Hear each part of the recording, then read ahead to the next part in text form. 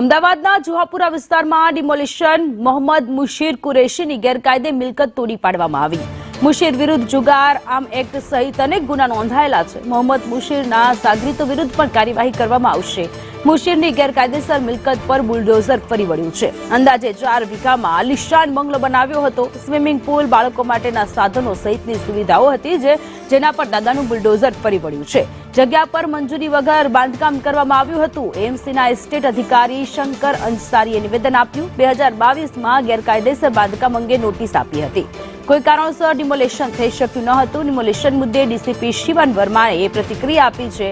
સરખેજ વેજલપુરના ગુનેગારોની યાદી બનાવી છે। વાસણા એલિસ બ્રિજના ગુનેગારોની યાદી બનાવી છે।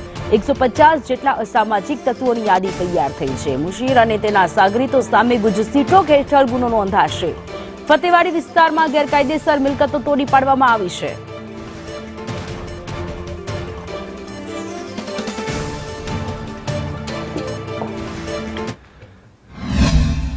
मुशीर डॉन करीने छे जुहापुरा वेजलपुर एरिया में एमनी एक मोटी प्रॉपर्टी अपने तंत्र द्वारा आइडेंटिफाई करवामां आवी हती। इस्माइल पैलेस नामनी ए गैरकायदेसर छे, एग्रीकल्चर लैंड उपर छे अने एएमसी ની મદદથી એને બુલડોઝર એમને ઉપર ફેરવાની કાર્યવાહી અત્યારે ચાલુ છે।